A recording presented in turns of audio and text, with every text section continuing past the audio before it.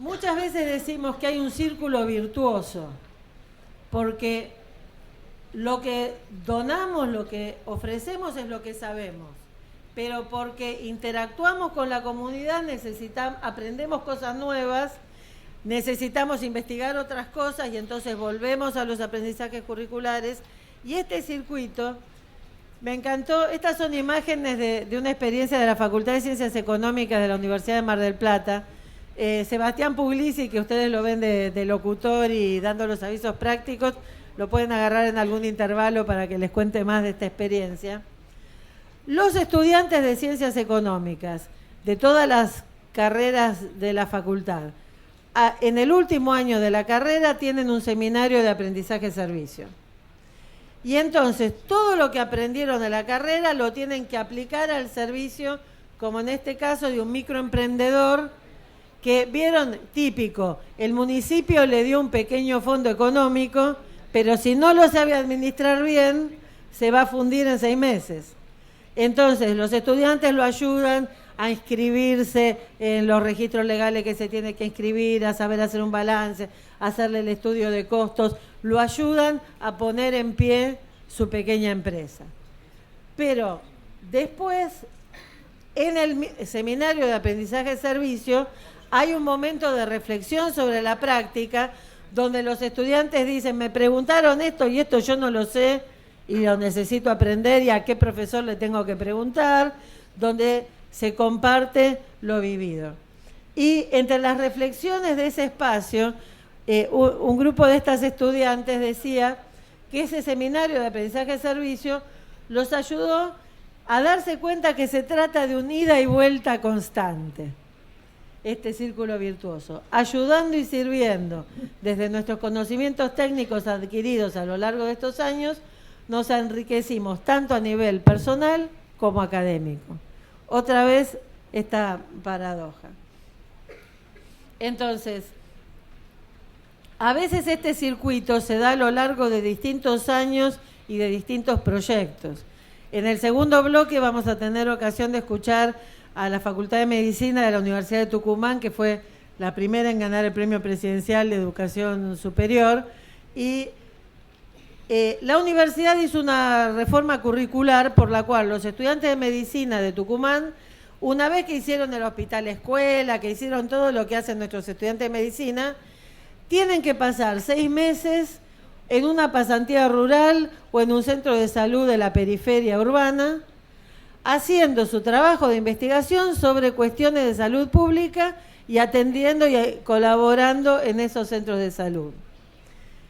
En el 2001, los argentinos recordarán tristemente, 2001-2002, la crisis de desnutrición infantil que hubo en Tucumán, donde para escándalo de Argentina hubo bebés que murieron de hambre en nuestro país.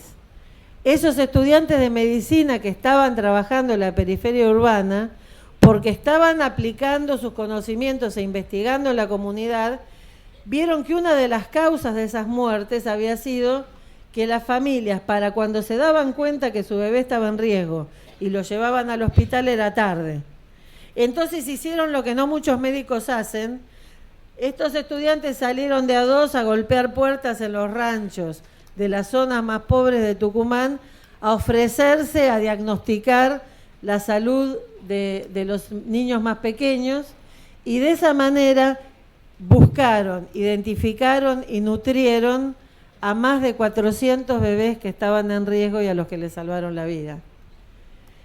Pero como además de estar sirviendo, estaban investigando, se preguntaron por qué eran tantos los bebés en riesgo.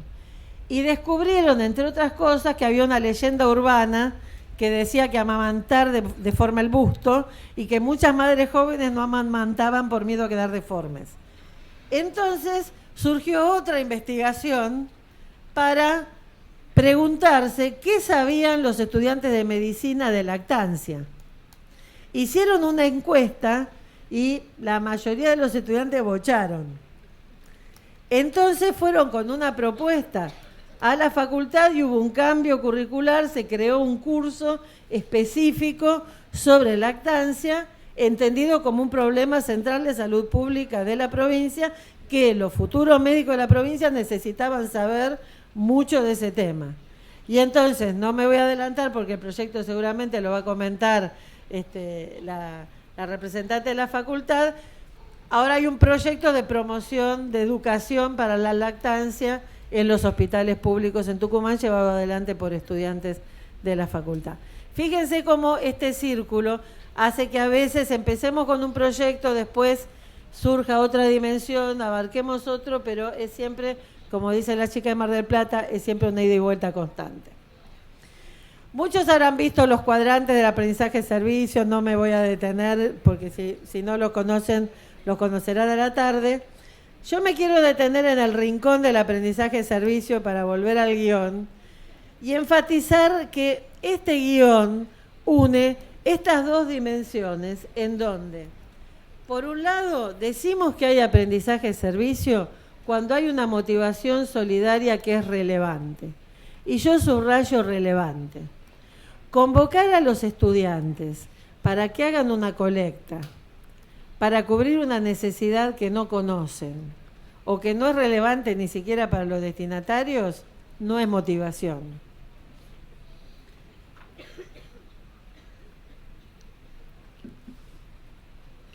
Porque hay una actividad solidaria relevante y que tiene sentido, es porque se pueden desarrollar aprendizajes, pero aprendizajes que sean adecuados a nuestros estudiantes.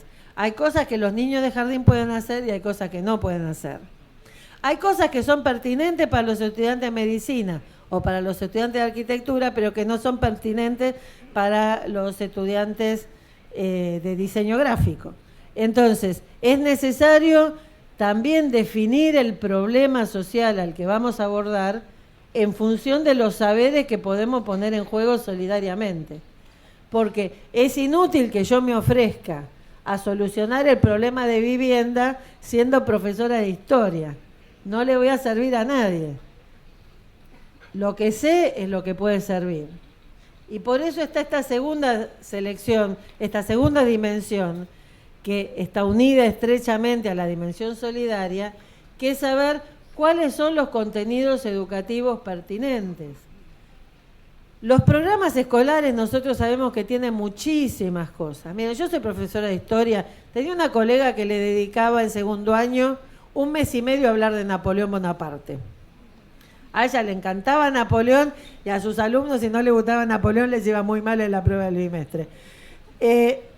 Pero nosotros tenemos la posibilidad de hacer que un tema sea más largo o más corto, porque todos sabemos que en la vida real el currículum lo manejamos nosotros. Entonces nosotros podemos hacer que el currículum sea flexible y que los contenidos que son más relevantes ocupen más lugar que los contenidos que tal vez no son tan relevantes. Tiene que haber una articulación clara, ahora vamos a volver a eso con el currículum, y dos cosas muy esenciales. Si no reflexionamos sobre lo que hacemos, lo que estamos haciendo es activismo, no es aprendizaje-servicio.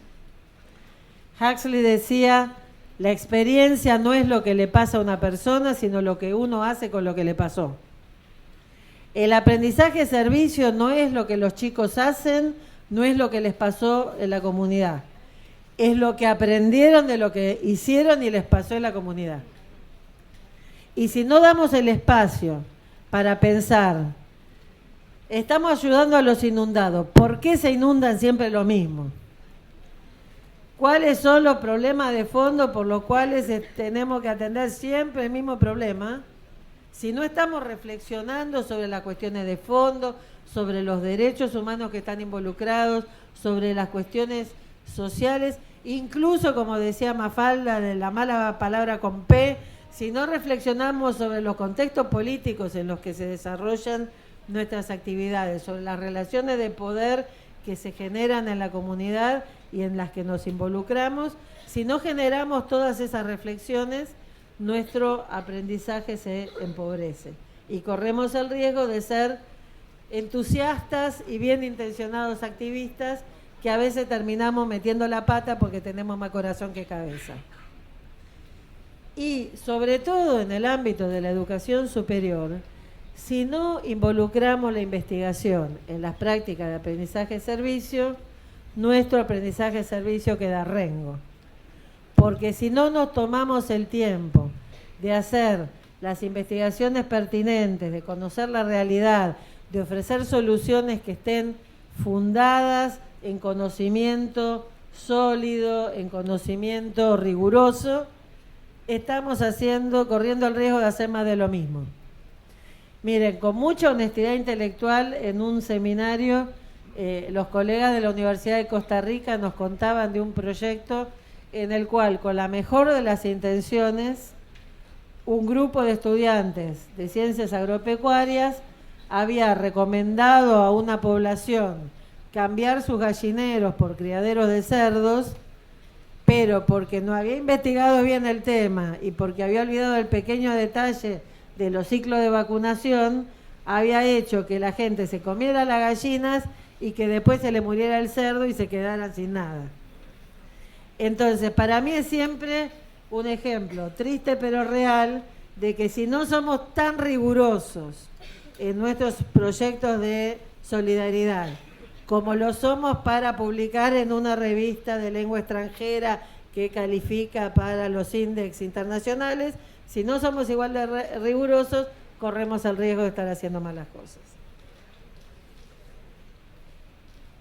En 5 minutos, muy rápidamente, me detengo un minuto en lo curricular, porque me parece que lo curricular es el lugar donde, si está bien planificado, realmente se enlaza, se da este guión de unión y de articulación entre el aprendizaje y el servicio. Me acuerdo una vez una conversación que tuvimos con Katia de Brasil, que me decía, bueno, pero el aprendizaje de servicio tiene que ser obligatorio porque si no, ¿cómo se hace la vinculación curricular? Y sin embargo, en muchas escuelas el aprendizaje de servicio es voluntario y lo hacen los estudiantes que quieren, pero de todas maneras es aprendizaje de servicio.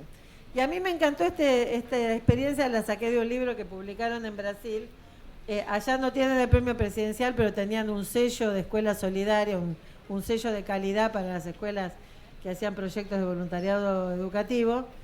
Y entonces, este proyecto de física solidaria, el profesor de física, con algunos estudiantes, se había dado cuenta que en el barrio más pobre de su ciudad había muchas casas incendiadas y que la causa de los incendios eran cortocircuitos de instalaciones eléctricas mal hechas. Y entonces armaron un equipo de físicos solidarios que se ofrecían para reparar o instalar las instalaciones eléctricas en estas viviendas. Entonces, era solo un grupo de los estudiantes, no era obligatorio. Pero los voluntarios recibían una certificación extra del trabajo que habían realizado y su trabajo en el barrio era evaluado y era una nota más. Pareció una manera muy inteligente de poner en valor el trabajo de los voluntarios.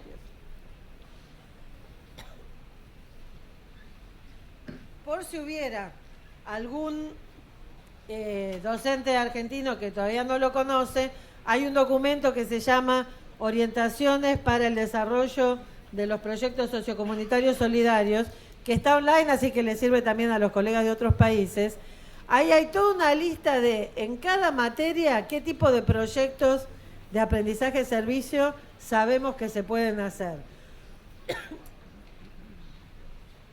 Entonces, se puede hacer aprendizaje-servicio desde cualquier materia.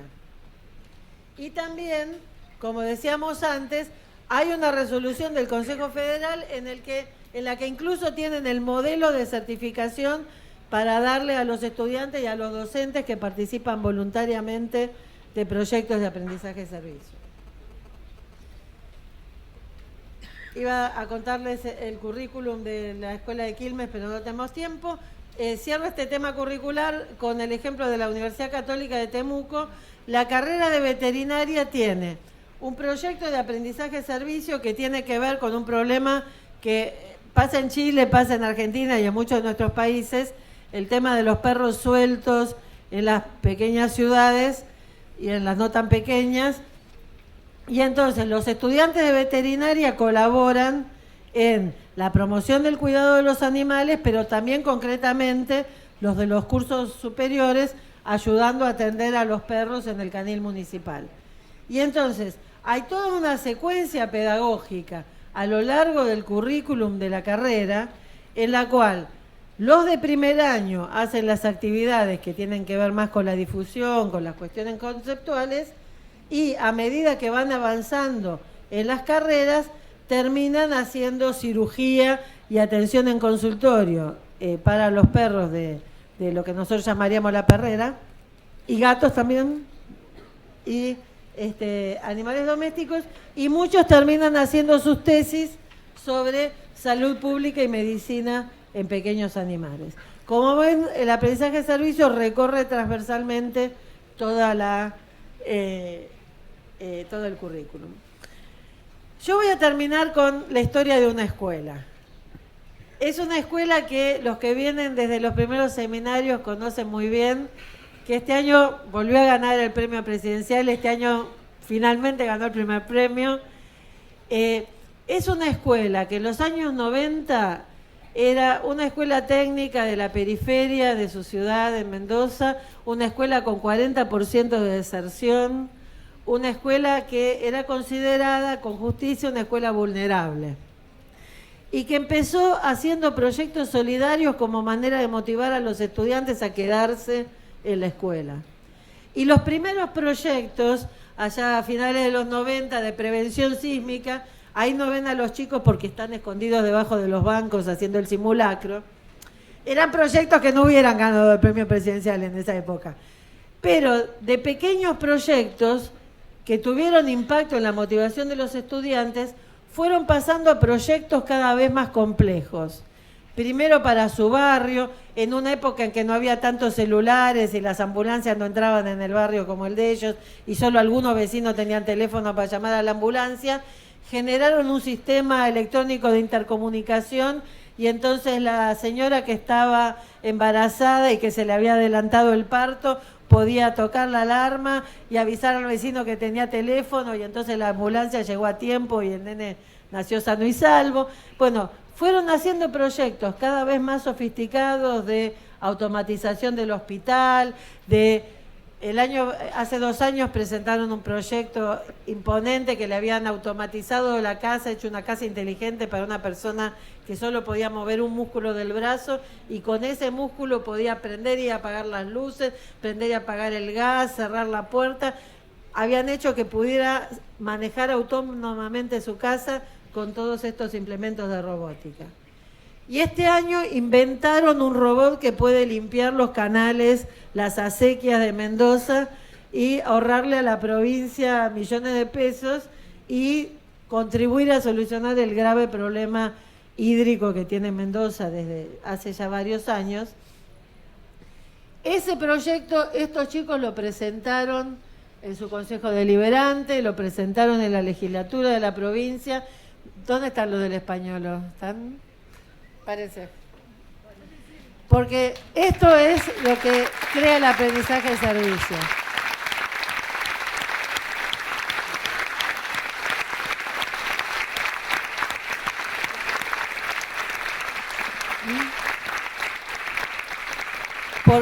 Porque tuvieron la constancia, la creatividad, la tenacidad de ser una escuela solidaria.